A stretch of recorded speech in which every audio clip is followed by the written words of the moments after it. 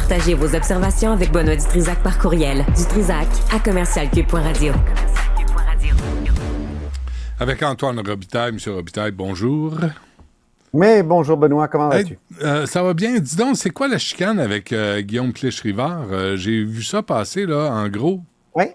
Ben, c'est pas une chicane, en fait. Tu sais, c'est le fait que j'ai écrit un article en fin de semaine qui s'intitulait « Deux députés avocats dans une situation délicate ». Et j'insiste sur le mot « délicate ».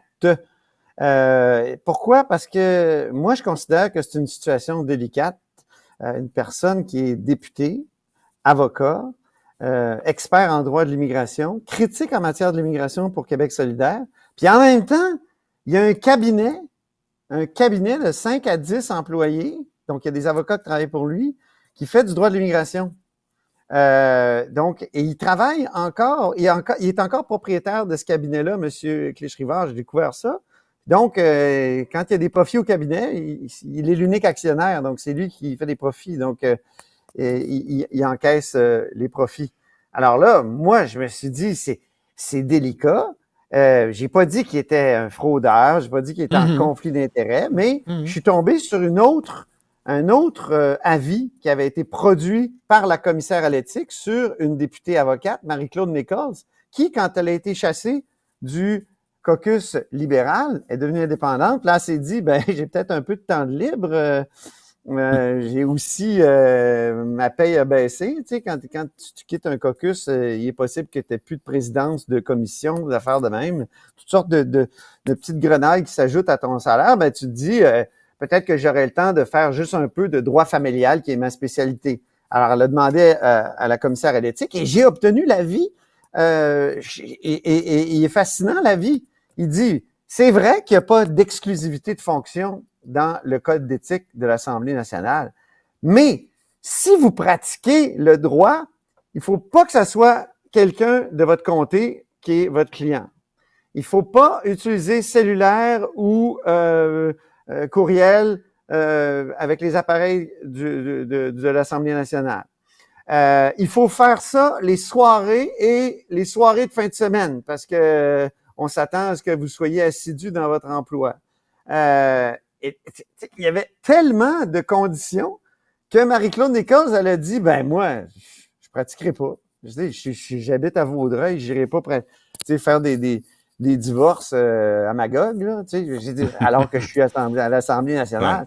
Ça n'a pas de bon sens. Alors que M. Guillaume Clich-Rivard de Québec solidaire, lui, il y a ça. Puis, il y a aussi une députée libérale de Robert Baldwin, Brigitte Garceau, qui, elle, est spécialiste en droit de la famille, puis elle intervient en matière de droit de la famille aussi à l'Assemblée nationale, puis elle est toujours associée dans un grand bureau d'avocats à Montréal qui fait des divorces là très chers. Alors, moi, j'ai voulu exposer les faits, je te dis, mon texte en fin de semaine, c'était pas un pamphlet, là, c'était même, il y avait un mot qui était un jugement de valeur, c'était délicate. Or, que veut dire délicate, Benoît? Hein? Qui présente des aspects difficiles à apprécier, embarrassants à exécuter, complexes, malaisés et dangereux. Je disais juste qu'ils sont dans une situation risquée. Puis, la preuve que c'est une situation risquée, M. Clich-Rivard, il a demandé des avis à la commissaire à l'éthique. Donc, lui-même trouvait que son cas était dans une zone grise. Or, écoute, il y a un des problèmes, c'est que la commissaire à l'éthique, elle dit, il faut pas, quand tu pratiques le droit comme député, avoir l'air de vouloir te développer une clientèle. Ah ouais? Mais M. Clich-Rivard, il intervient partout. Et je veux dire, même dans des grandes émissions très écoutées, tout le monde en parle, et on le présente comme un expert en droit de l'immigration. Or, peut-être que lui, il répond pas au téléphone, mais son cabinet s'appelle Clich-Rivard Avocat. Donc, ça se peut qu'une fois qu'il passe à la télé et qu'on dit que c'est un expert, qu'il y a du monde au téléphone, ils disent, alors, moi, j'ai posé la question, est-ce que votre entreprise a profité du fait que vous êtes député? C'est confidentiel, la facturation. Puis là, il dit, moi, j'ai juste donné quelques conseils, je suis pas intervenu devant les tribunaux pour des clients, j'ai pas pris de nouveaux clients. OK, mais est-ce que les autres avocats, ils travaillent à fond parce que vous êtes devenu une sorte de carte de visite? Moi, oui, faire de la publicité gratuite. C'est une question qui se pose. Ben, c'est une question qui se pose. Absolument. Alors, il était très, très fâché. Il a écrit un long message. On l'a vu à l'écran. Allez lire ça. Moi, je reviens là-dessus demain parce que je trouve que une personne, je vais employer le mot de la commissaire à l'éthique, le point de vue, il faut adopter le point de vue qu'une personne raisonnablement bien informée pourrait avoir de la situation. Ben moi, là, je considère que je suis raisonnablement bien informé, puis je trouve la situation délicate. Voilà. Même chose pour Madame Garceau.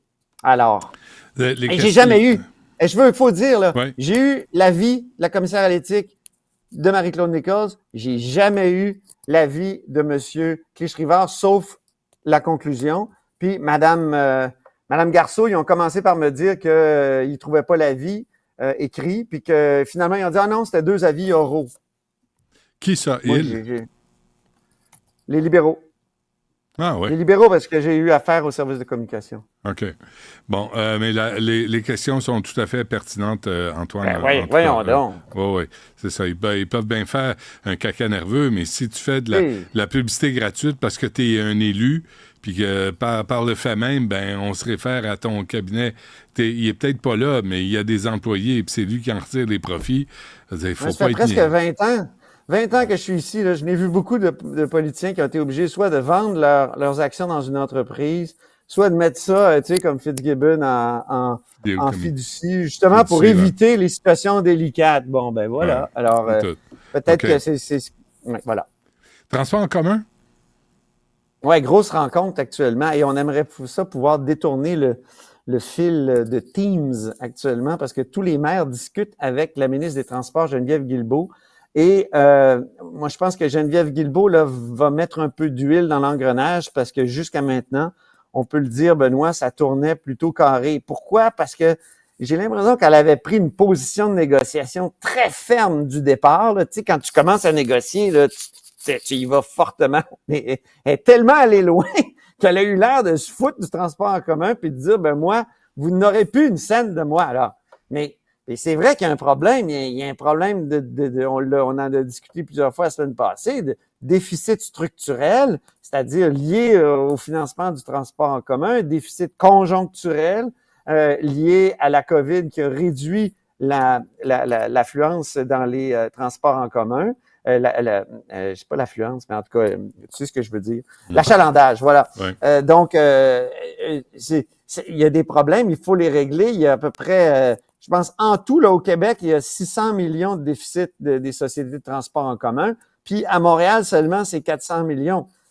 Presque 500, je voyais ça tout à l'heure. Là. Alors, quelles sont les solutions? Là, on dit que la ministre est prête à mettre 200 millions sur la table. Les sociétés de transport, les maires vont dire ça n'a pas de bon sens.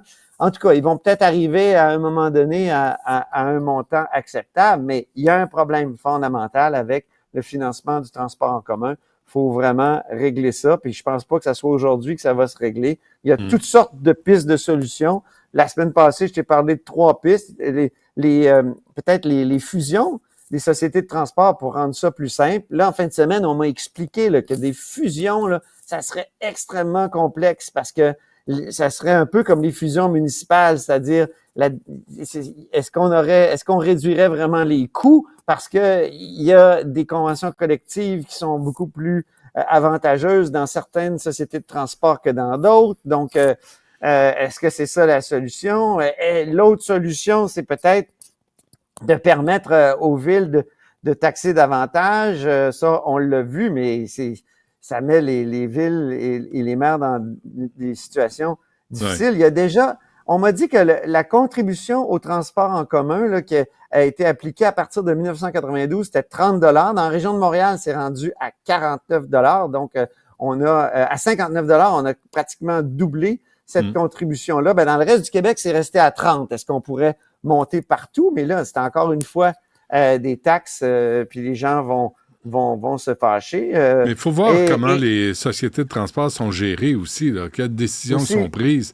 Tu sais, je reviens avec le stationnement Bellechasse ici, là, tu sais, qui était censé coûter 254 millions. Là, je pense qu'ils sont rendus à 6 ou 700 millions parce qu'ils ont décidé de creuser, de faire 3 étages. Tu me parlais du stationnement à Québec pour les autobus électriques.